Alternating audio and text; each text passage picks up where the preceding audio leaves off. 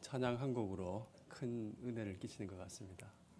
가사 하나하나에 참 귀한 뜻이 담겨 있어서 참 감사했습니다.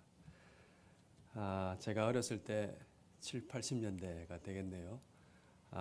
최고 인기 스포츠 중 하나가 권투였습니다. 잘 아시죠? 타이틀 매치가 열리면은 그날 밤에는 텔레비전 앞에 앉아가지고 사람들이 열광했죠.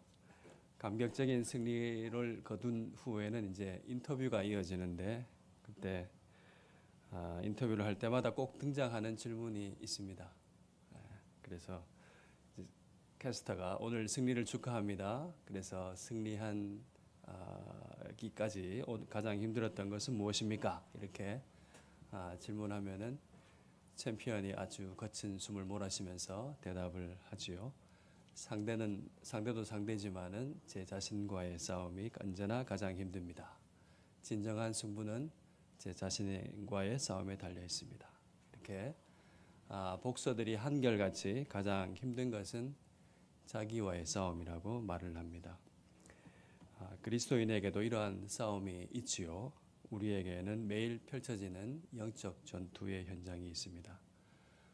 오늘 본문은 우리 내면에서 일어나는 싸움에 대해서 이야기합니다. 16절과 17절 말씀에 나와 있는 육체의 소욕과 성령의 대립입니다. 17절 말씀을 보시면 육체의 소욕은 성령을 거스르고 성령은 육체를 거스른다고 말씀합니다. 육체의 소욕과 성령이 서로 대적하므로 우리가 원하는 것을 하지 못하게 한다고 그렇게 말씀하고 있습니다. 우리가 하나님의 자녀가 되어서 거룩한 삶을 살아야 한다는 것을 알고는 있지만은 우리 속에 아직도 죄악의 낙을 그리워하고 원하는 마음이 있는 것을 보면서 또 이것을 쉽게 끊어내지 못하고 있는 우리 자신을 보면서 괴로워합니다. 위대한 사도였던 바울도 그런 자신의 내면을 보면서 이렇게 탄식했지요. 로마서 7장 21절에서 24절 말씀입니다. 그러므로 내가 한 법을 깨달았노니 곧 선을 행하기 원하는 나에게 악이 함께 있는 것이로다. 내 속으로는 하나님의 법을 즐거워하되 내 지체 속에서 한 다른 법이 내 마음의 법과 싸워 내 지체 속에 있는 죄의 법으로 나를 사로잡는 것을 보는도다. 오호라 나는 곤고한 사람이로다. 이 사망의 몸에서 누가 나를 건져내랴. 위대한 사도가 도무지 이런 것이 없었을 것 같은 그 큰 사도가 이런 고민과 탄식을 내뱉었습니다. 한편으로는 하나님의 법을 즐거워하면서도 없는 것이 아니죠. 하나님의 법을 굉장히 즐거워하면서도 또 다른 한편으로는 죄가 자신을 사로잡고 있는 그런 모습을 보면서 바울은 심히 괴로워했습니다. 우리는 여기서 두 가지 정도를 짚고 넘어갈 필요가 있는데 먼저는 바울의 솔직한 고백을 보면서 우리 자신을 한번 진단해 볼 필요가 있습니다. 여러분은 바울의 고백과 같은 이런 갈등을 가졌거나 혹은 지금도 가지고 계십니까? 우리가 이것을 어떻게 생각해야 될까요? 만약 이런 것이 있다고 한다면은 우리는 이런 걸 어떻게 보아야 할까요? 만약 이런 괴로움을 가지고 계시다면은 여러분은 오히려 참다운 의의 생명력을 가지신 분이라고 할 수 있습니다. 왜냐하면 믿음으로 거듭나지 않은 사람은 이 하나님의 법을 사랑할 수 없기 때문이죠. 즐거워할 수 없기 때문이죠. 이런 즐거움이 없다면은 우리가 하나님을 이런 법이 없다면은 거룩에 대한 열망도 있을 수가 없기 때문이죠. 이 즐거워함과 열망이 없다면은 죄를 짓는다고 해도 크게 괴로움을 느끼지 않게 될 것입니다. 그러나 혹시 이런 마음이 전에도 없었고 아직도 전혀 이런 갈등이 없다고 한다면은 우리가 오늘 진지하게 우리의 믿음을 점검해 보아야 할 필요가 있습니다. 두 번째 짚고 넘어가야 할 것은 오늘 갈라디아 본문에 나와 있는 육체라는 단어입니다. 우리말 육체로 번역된 이 단어는 헬라어로 사륵스라는 단어인데 이 단어는 뜻이 아주 여러 개가 있습니다. 그러나 대표적인 뜻을 말하자면은 인간의 이나 동물의 뼈와 이 몸을 덮고 있는 살이라는 뜻을 갖고 있습니다. 그리고 몸의 기능으로서 몸 전체를 가리키는 말입니다. 그리고 다양한 몸의 표현과 행동 이런 것을 표현하는 기관으로서의 몸을 가리키는 것이 바로 이 단어입니다. 이 단어는 일반적으로 그냥 손, 발, 코, 입 이렇게 가리키는 몸을 가리키는 단어는 아니죠. 사륵스는 죄에 의해서 지배되는 부패한 인간의 욕망을 가리키는 말입니다. 왜 제가 이 말씀을 드리냐면은 이 육체를 그냥 우리가 흔히 생각하는 몸으로 생각하게 된다면은 자꾸 육체를 부정한 것으로 이렇게 터부시하거나 버리거나 거부해야 될 것처럼 느껴지기 때문에 그렇습니다. 그래서 이 부분을 주의해서 읽어야 됩니다. 본문에 나와 있는 육체의 소욕은 우리가 먹고 싶고 자고 싶고 이렇게 하고 싶은 욕망을 부인하라는 얘기가 아니라 내 욕심대로 이기적인 본성을 따라서 크게 죄의 지배를 받아서 내가 하고 싶은 대로 하라는 것이 바로 오늘이 본문에 가리키는 육체의 소욕입니다. 육체의 소욕을 타락한 본성에서 나오는 죄악되고 부패한 욕망을 가리키는 것입니다. 육체의 소욕은 오늘 본문에 보시는 것처럼 육체의 일을 하게 합니다. 그런데 이 육체의 일은 본문의 표현대로 아주 현저하다, 분명하다 그렇게 표현하고 있습니다. 육체의 욕심 자체는 은밀하기도 하고 숨길 수도 있어서 눈에 잘 보이지 않지만은 몸으로 하는 행동과 말을 통해서 분명하게 아주 드러납니다. 그 육체의 일이 19절부터 21절 말씀에 나와 있죠. 우리가 함께 19절에서 21절 말씀을 읽어보겠습니다. 시작. 육체의 일은 분명하니 곧 음행과 더러운 것과 호색과 우상숭배와 주술과 원수 맺는 것과 분쟁과 시기와 분냄과 당짓는 것과 분열함과 이단과 투기와 술취함과 방탕함과 또 그와 같은 것들이라. 전에 너희에게 경계한 것 같이 경계하노니 이런 일을 하는 자들은 하나님의 나라를 유업으로 받지 못할 것이요. 여기 본문에 보니까 육체의 일 분명한데 15가지로 언급되어 있습니다. 그 중에서 제일 먼저 나오는 첫 번째 세 가지는 음행과 더러운 것과 호색입니다. 성적인 죄악입니다. 육체의 일은 아주 분명한데 아주 성적인 것으로 잘 드러나고 있습니다. 성경 본문에 보면 여러 성경에서 우리의 음란과 이 음행에 대해서 얼마나 큰 경고를 하고 있는지 우리가 찾아볼 수가 있지요. 육체의 욕심을 따라 나타나는 죄악은 성적인 것으로 아주 두드러지게 나타납니다. 이것은 말하지 않아도 여러분이 너무나 잘 아실 것입니다. 말하기에도 부끄러운 음란한 일들이 세상에 얼마나 많이 벌어지고 있는지 모르죠. 부정으로 깨끗해야 될 결혼 관계가 크게 흔들립니다. 미디어가 얼마나 성적인 것으로 유혹을 하면서 욕망을 부추기고 사람들을 그 쾌락에 종에 붙들어 놓는지 그 소비자로 잡아두는지 모르죠. 수많은 사람들이 음란물에 빠져 있습니다. 포르노그래피는 때까지 망하지 않은 전 세계 1번의 산업입니다. 무분별한 성관계가 만연합니다. 젊은 많은 사람들이 육체의 욕심에 끌려서 욕망의 노예가 되고 있습니다. 이 성적인 죄악의 특징은 바로 남의 몸 또 남을 자기 욕망을 실현하기 위한 대상으로 삼는다는 것입니다.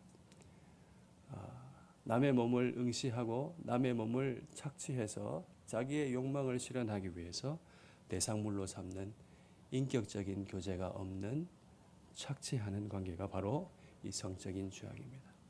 육체의 일은 현저한데 그것은 자기의 유익과 자기의 쾌락과 자기의 만족을 위해서 되달리는 것이 바로 육체의 일입니다. 성적인 죄악이 크게 두드러지게 나타난 것은 바로 자기를 위하기 때문에 그렇습니다. 두 번째 육체의 일은 우상숭배로 종교적인 것으로 나타나죠. 우상숭배는 하나님을 섬기지 않고 자기가 원하는 것을 섬기는 행위입니다. 종교는 문자적으로 으뜸되는 가르침이라고 했지요. 자기가 원하는 것이 으뜸이 되는 가르침이 되니까, 자기가 원하는 것이 곧 진리가 되고 나니까 우상 숭배의 형태와 대상은 자기가 원하는 것이 너무나 많기 때문에 다양한 형태로 나타납니다. 돈과 명예와 쾌락과 성공과 또 각기 다른 그런 목록들을 위해서 열심히 행동하고 추구하는 것이죠. 그러나 그 모든 것은 결국 한 지점에서 만나게 됩니다. 바로 자기가 원하는 것이죠. 그래서 우상 숭배는 결국 자기 숭배로 기결된다고 말씀을 드렸습니다. 참으로 자기만을 위하는 이 죄의 종로로 타는 이 본성적인 이 탐욕이 이렇게 한 지점으로 모이는 것을 우리가 잘 발견할 수가 있습니다. 또 본문에 나와 있는 주술이라는 단어는 악의 권세들과 은밀하게 뒷거래를 하는 것을 말합니다. 이런 것들은 자기 힘이 아니라 남의 힘을 빌어서 다른 사람을 통제하고 조정하려고 하는 욕망입니다. 심지어 하나님이라는 타자조차도 자기의 욕망에 의해서 이렇게 조정하고 싶은 것이 우상숭배의 본질입니다. 악한 영과 접선하고 그들의 힘을 빌려서 자기의 욕망을 이루려는 것이죠. 이 또한 자기가 원하는 것을 얻기 위해 하는 일로서 우상숭배의 한 형태라고 할 수가 있겠습니다. 그 다음에 열거되는 여러 가지 죄악들은 결국 사람들과의 관계 문제로 드러나고 있습니다. 저마다 자기 욕심대로 자기 기준대로 살고 말하기 때문에 충돌됩니다. 화목하기가 어렵습니다. 그래서 원수를 맺고 분쟁하고 시기하고 화를 내고 편을 나누고 분열합니다. 하나가 되기가 정말 어렵습니다. 죄악된 세상에서 가장 힘든 것이 우리가 수련회를 통해서도 생각해 보았지만은 하나가 되는 연합입니다. 그 다음에 육체의 일은 술 취함과 방탕함과 같은 것이죠. 절제하지 못하고 자신의 몸을 쾌락에 맡겨서 진탕에서 헤어나오지 못합니다. 이러한 방탕함은 뭔가 인간이 되어보려고 노력을 많이 하고 있지만 결국 비인간성의 노름에서 자기를 호기롭게 던지는 행위를 말하는 것이죠. 이 모든 15가지의 언급된 육체의 일은 분명합니다. 결국 자기의 만족과 유익과 쾌락과 오직 자기만을 위하는 죄악의 본성된 그런 모습을 잘 드러내고 있습니다. 말씀을 보니까 이런 일을 계속하는 사람은 어떻게 된다고 얘기합니까? 21절 말씀에 엄중한 경고의 말씀이 있습니다. 이런 일을 하는 자들은 하나님의 나라를 유업으로 받지 못한다. 그렇게 되어 있습니다. 믿는다고 말을 하고 있지만은 아무렇지도 않게 계속해서 이런 죄악을 범하고 있다면 두 가지 중에 하나일 가능성이 매우 큽니다. 하나는 믿음이 아주 심각할 정도로 병들어 있었을 가능성과 그리고 애당초 거듭나지 않았을 가능성입니다. 여러분, 우리가 이 말씀을 듣고 우리의 믿음과 우리의 행실을 두렵고 떨림으로 점검해 보아야 합니다. 그렇다면 우리가 어떻게 해야 승리할 수가 있습니까? 오늘 말씀에 여러분 잘 알고 계시죠? 성령을 따라 행해야 합니다. 성령을 따라 행하고 우리 속에 계속 일어나려고 하는 육체의 욕심을 죽여야 합니다. 의인은 믿음으로 말미암아 살리라고 했을 때 우리가 되게 착각하기가 쉽습니다. 오직 믿음으로 하면서 믿음만으로 천국에 들어가는 티켓을 확보한 것처럼 그렇게 살 경우가 많습니다. 그러나 믿음은 현저합니다. 육체의 일이 현저할 뿐만 아니라 믿음의 행위도 현저합니다. 믿는다면 그 믿는 바대로 예수님 닮은 삶을 살아가게 되는 것이죠. 하나님께서 거룩하라고 하셨으니 거룩한 자녀로 거듭났다는 것을 믿는다면은 그 믿는 믿음대로 거룩하게 살아가는 것이죠. 24절은 그것을 다르게 표현합니다. 다 같이 한번 읽어볼까요? 시작. 그리스도 예수의 사람들은 육체와 함께 정욕과 탐심을 십자가에 못 박았느니라. 본문을 잘 보시면 우리가 주어와 목적어를 잘 봐야 되겠죠. 주어가 누굽니까? 사람들. 무엇을 박습니까? 자기의 정욕과 탐심을 십자가에 못 박습니다. 여러분, 이 표현이 우리들이 십자가에 나의 탐욕과 정욕을 못 박는다, 못 박았다 이렇게 말씀하고 있습니다. 아시다시피 십자가는 사형의 형틀입니다. 사형의 형틀은 죽이려고 하는 것이죠. 그러나 우리가 악한 욕심을 완전히 죽이지 못하고 못 박은 것을 다시 뽑아내어서 인공호흡을 하거나 다시 살려내려고 합니다. 그래서 우리는 매일 십자가에 죄악의 욕심을 못 박아야 합니다. 우리가 이미 주님과 함께 십자가에 못 박혔고 다시 살리심을 받았지만은 우리의 삶 속에서 매일매일 이 영적인 싸움을 해야 하는 것입니다. 그야말로 사형시켜야 합니다. 더러운 정욕과 추한 생각과 탐심과 파괴적인 분노와 음란한 마음을 자기 손으로 못 박아야 합니다. 십자가형을 내가 집행하는 것 쉽겠습니까, 여러분? 참 쉽지 않지요. 안락한 의자에 앉아서 리모컨을 작동하는 그런 방식으로 되는 일이 아닙니다. 오래된 습관을 끊어버리려면 큰 결단이 필요하고 단호한 행동이 필요합니다. 고통이 수반됩니다. 십자가에서 못 박으면서 그 죄악을 동정하거나 안타까워하거나 미련을 두어서는 안 됩니다. 냉혹하게 못 박아야 합니다. 죄악이 우리의 원수라고 주님께서 말씀하십니다. 죄를 짓는 것은 굉장한 스릴과 만족과 기쁨을 주지요. 재미를 줍니다. 이것을 전문 용어로 죄악의 낙이라고 합니다. 이 죄악의 낙과 이별하라고 할 때 참 미련이 남죠. 고통스럽고 또 모종의 금단 현상이 있을 수가 있습니다. 그러나 우리가 이것을 이겨내야 합니다. 우리는 결코 죄악과 버타여 살아가서는 안 됩니다. 회개는 여러분 잘 아시는 대로 가던 길을 완전히 돌이켜서 유턴하는 것을 말하는 것이죠. 우리가 미련 없이 단호하게 돌아서야 합니다. 단호하게 죄의 유혹을 물리쳐야 합니다. 아직도 악한 습관으로 습관적으로 어떤 죄를 빠지고 끈질기게 그 죄가 여러분을 괴롭히고 있다면 그만큼 여러분이 단호하게 찍어내지 못한 것이 때문입니다. 십자가에 못을 박았는데 계속 그리워하고 그 처형 장소로 되돌아가기 때문입니다. 그것을 십자가에서 다시 끌어내리려고 하기 때문입니다. 우리의 마음속에 더러운 생각이 들어오게 되면은 즉시 내쫓아야 합니다. 유명한 말씀이 있죠. 머리에 새가 날아다니고 그 새가 변을 보는 것, 머리에 맞는 것은 우리가 완전히 피할 수는 없는 일이지만 그 새가 내 머리 위에 둥지를 틀고 집을 짓는 것은 충분히 막을 수가 있습니다. 고개를 흔들거나 손을 가로저어서 쫓아낼 수가 있잖아요.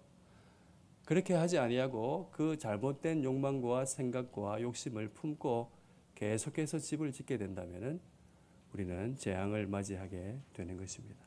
즉시 성령께서 가르쳐 주시고 깨우침을 주실 때에 떨쳐버리고 우리가 깨끗함으로 돌아서야 할 것입니다.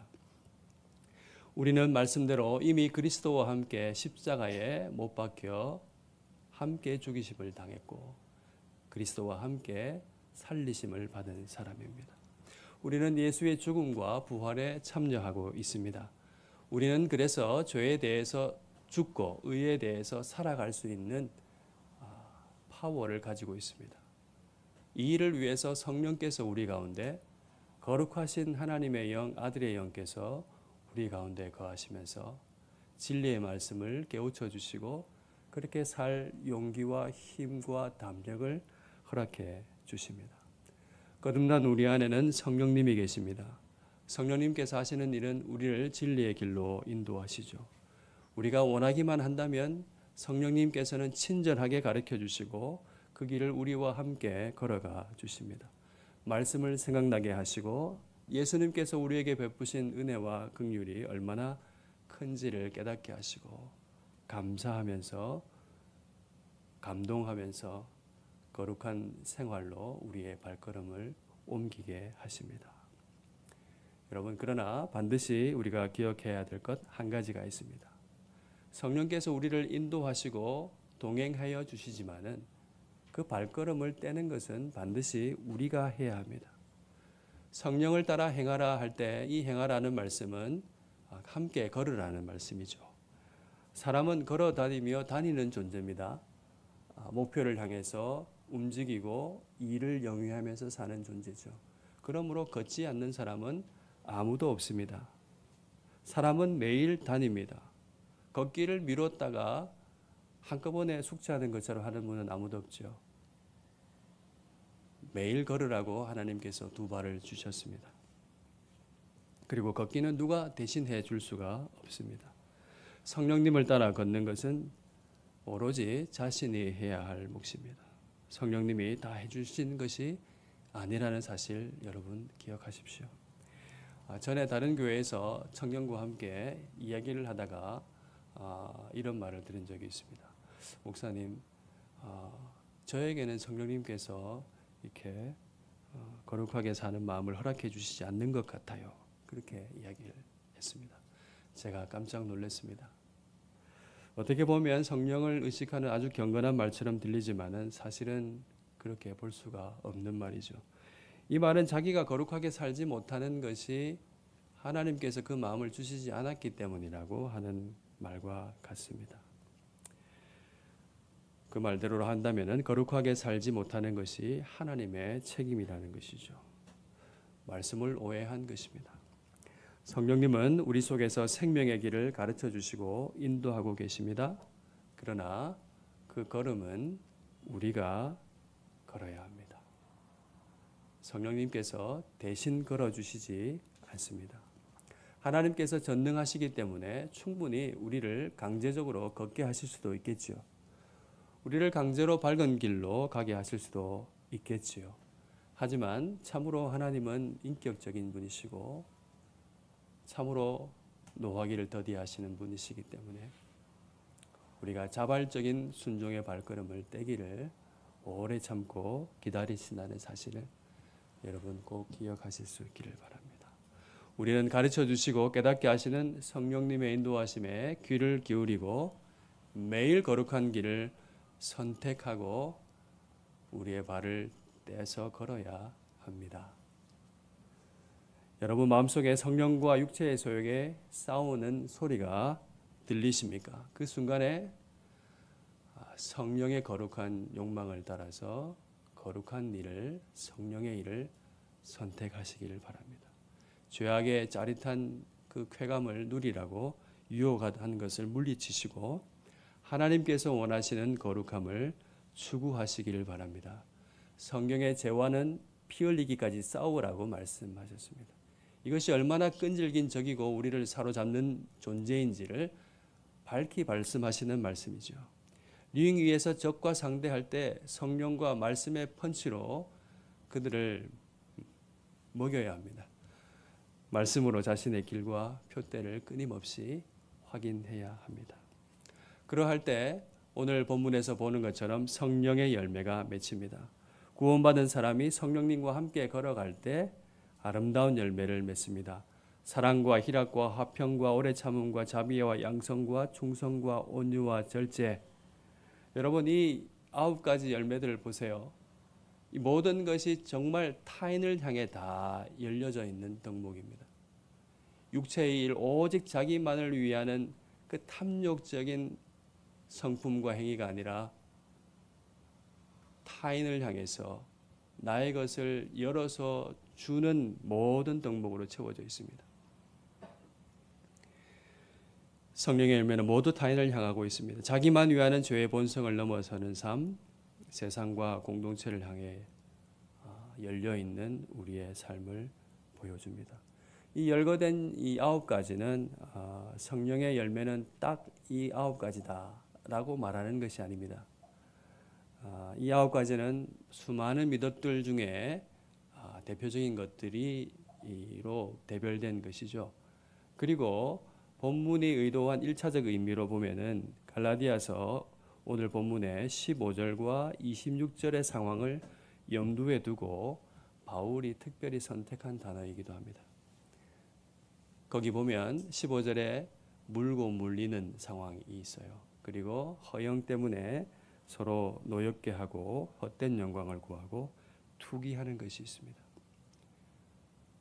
이 갈라디아서에 나와 있는 상황을 구체적으로 이야기하기에는 시간이 없으니까 넘어가겠지만은 결국 교회가 유대인과 이방인으로 나누어져서 원리적 다른 가르침 때문에 하나가 될 수 없는 공동체를 하나가 되게 하려는 것을 말하고 있는 것입니다. 그러니까 성령의 열매는 오직 자기만을 위해서 자기의 유익을 구하는 것이 아니라 타인을 향해서 다른 사람을 향해서 열려 있으면서 하나가 되게 하려는 성품의 열매인 것을 우리가 확인할 수 있습니다. 이것이 바로 성령이 하나 되게 하신 것을 힘써 지키게 하시는 성령의 은혜인 줄로 여러분 아시기를 바랍니다. 우리는 이 성품의 열매를 사랑이라는 말로 요약할 수가 있겠습니다. 여러분 진실로 이 아름다운 사랑의 열매를 맺어가고 싶으신지요? 여러분 감사하게도 우리에게는 이 사랑을 위한 이것을 배우기 위한 가장 좋은 학교가 있습니다. 그것이 바로 예배입니다. 먼저 이 학교에서 우리가 참되게 배우기 위해서는 예배가 나의 유익을 얻기 위해서 하나님께 뭔가를 해드리는 것이 아님을 알아야 합니다. 여러분 예배를 이렇게 이해하게 되면 결국 예배도 자기 유익을 위한 것입니다. 이 사실을 우리가 뼈저리게 깨달아야 합니다. 예배는 내가 좋은 것을 얻기 위해서 하나님께 뭔가를 해드리는 것이 아닙니다. 그러면 냉정하게 말해서 그거는 거래 관계와 다르지 않죠. give and take 하는 겁니다. 예배는 그런 것이 아닙니다. 미안하지만 내가 만족하고 감동받는 것이 예배의 제일 되는 목적이 아닙니다. 예배는 무엇입니까? 우리를 구원하신 하나님께 자신의 전 존재를 드리는 것입니다. 하나님이 아니었다면 나는 죽음이요 생명이 없었음을 인정하고 전심으로 알아서 감사하고 찬송하며 그분께 절하는 것이 바로 예배입니다. 예배에는 수고가 따릅니다. 절하려고 하면 얼마나 힘들까요? 하나님이 앉아서 예배드리라고 하니까 참 감사한 일입니다. 그 은혜에 갚으라고 첨배하라고 하면은 우리가 예배 시간에 너무 괴로울 거예요. 예배는 그 온전하신 하나님을 온전히 바라보는 것이 예배입니다.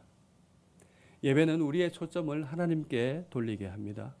우리 눈을 하나님께 향하게 하여 바르게 하나님을 예배하게 될 때에 비로소 우리 자신을 참되게 발견하게 되는 것입니다. 예배에서 우리는 하나님을 바라보면서 그 영화로우신 하나님, 초월하시는 하나님, 전능의 하나님, 모든 것의 주인 되신 하나님이 죄 많은 우리를 위해서 자기 아들을 보내주시고 죽기까지 하신 하나님의 사랑을 깨닫게 되지 않겠습니까? 온통 자기에만 가 있는 이 초점을 은혜로우신 하나님께 돌리게 될 때에 그때 비로소 우리가 우리 자신을 참되게 발견하게 되는 것입니다. 비로소 그때의 진짜 감동과 감격을 맛보게 되는 것입니다. 여러분 예배 가운데 은혜 받기를 원하고 감동 받기를 원하십니까? 우리를 구원하신 하나님을 바라보시기를 바랍니다. 뿐만 아니라 그때에 다른 사람도 바르게 볼 수 있습니다. 다른 사람을 자기의 유익을 위한 재료 내지 대상으로 분류하던 육체의 소욕이 비로소 예배에서 극복이 됩니다. 우리는 예배의 자리에서 다른 사람에게 주목하는 거룩한 기술을 배울 수가 있습니다. 예배하면서 하나님의 사랑과 하나님의 형상을 보게 하는 훈련을 하게 되는 것입니다. 사랑하는 교우 여러분, 성령님을 따라 매일 걸으십시오. 매일 거룩한 일을 선택하십시오. 25절 끝에 나와 있는 말씀처럼 성령으로 행하시기를 바랍니다. 이 행하라는 말도 아주 스토이케오라는 헬라어인데 영어로 하면은 라인업 하라는 말입니다. To be in row, 줄 가운데 있어라 하는 말이에요. 생명으로 향하는 줄이신 성령님을 붙잡으라는 말입니다. 여러 상황 속에서 잠시 그 줄을 놓쳤을 때 얼른 다시 그 줄을 붙잡으라는 말씀입니다. 이리저리 어지럽혀져 있는 마음의 테이블 위를 진리이신 말씀으로, 말씀을 기준으로 재정렬하라. 그것을 깨끗하게 질서 있게 정리하라는 말씀입니다. 하나님을 바라보고 성령의 이 라인을, 가이드라인을 보고 바로 서라. 그 대열에 동참하라 하는 그 말씀입니다. 우리가 잠시 흔들릴 수 있지만은 우리가 영원히 침잠해 있어서는 안 됩니다. 생명의 길로 인도하시는 성령님을 따라서 다시 일어서고 다시 걷기를 부지런히 해야 합니다. 건강을 유지하는 가장 좋은 비결은 부지런히 매일 걷는 것이라고 들었습니다. 맞지요? 성령님과 함께 날마다 밝고 거룩한 길로 걸어가시기를 바랍니다. 자기 안의 죄를 보면서 탄식했던 바울은 결국 다음과 같이 진리를 고백했습니다. 탄식이 컸기 때문에 그만큼 기쁨도 컸겠죠. 우리 그런 마음으로 이 말씀 한번 읽어볼까요? 1절 2절 말씀입니다. 시작. 그러므로 이제 그리스도 예수 안에 있는 자에게는 결코 정죄함이 없느니 이는 그리스도 예수 안에 있는 생명의 성령의 법이 죄와 사망의 법에서 너를 해방하였으리라. 아멘. 이 고백을 감사와 기쁨으로 하는 사람은 5장 13절의 말씀이 보여주는 것 같이 자유로 육체의 기회를 삼지 않습니다. 무슨 말인가요? 하나님 잘못했습니다 하기만 하면 늘 용서해 주시니까 그 사랑의 하나님을 활용하지 않는다는 말입니다. 예수 안에 결코 정죄함이 없다는 것을 기반 삼아서 자기 마음대로 살지 않는다는 말입니다. 생명의 성령의 법이 죄와 사망의 법에서 해방하였음을 감사로 아는 사람은 결코 자유를 육체의 기회로 삼지 않습니다. 용서하시는 하나님의 은혜를 붙들고 그 부르신 하나님의 말씀을 마음의 중심으로 삼고 두렵고 떨림으로 소원을 두고 행하는 바로 그 사람입니다. 예수님처럼 자기를 낮추고 사랑으로 종노릇하는 큰 사람이 되어갈 것입니다. 예수 그리스도의 십자가 사랑을 재현하는 영광스러운 삶, 공동체를 세우는 삶을 살아갈 것입니다. 마지막 말씀 읽고 마치겠습니다. 시작.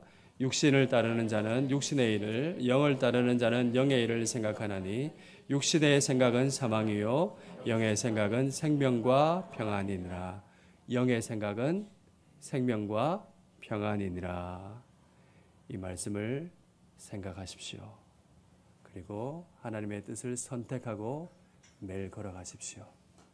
육신의 일은 잠시 쾌락을 줄지 모르지만은 결국은 사망입니다. 그러면 여러분은 아름다운 성품으로 다른 사람을 섬기는 위대한 사람이 될 것입니다. 이 거룩하고 위대한 성령의 일에 젊은 여러분 축복합니다.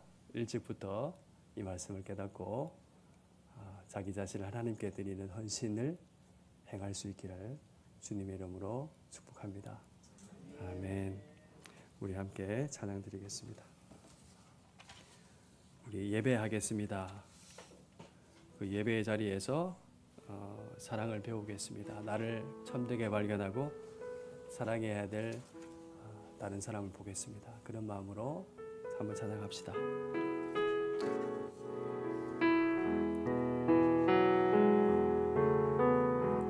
따스한 성령님 마음으로 보내 내 몸을 감싸며 주어지는 평안함 만족감을 느끼네. 사랑과 진리의 사랑과 진리의 한 줄기 빛보내 내 몸을 감싸며 주어지는 평안함 그 사랑을 느끼네. 부르신 곳에서 나는 예배하네. 어떤 상황에도 나는 예배하네. 부르신 곳에서 나는 예배하네. 어떤 상황에도 나는 예배하네. 내가 걸어갈 때 길이 되고, 내가 걸어갈 때 길이 되고, 살아갈 때 삶이 되는 그곳에서 예배하네. 성령 때문에 내가 걸어갈 때 길이 되고, 살아갈 때 삶이 되는 그곳에서 예배하네. 부르신 곳에서 나는 예배하네. 어떤 상황에도 나는 예배하네. 부르신 곳에서 나는 예배하네. 어떤 상황에도 나는 예배하네.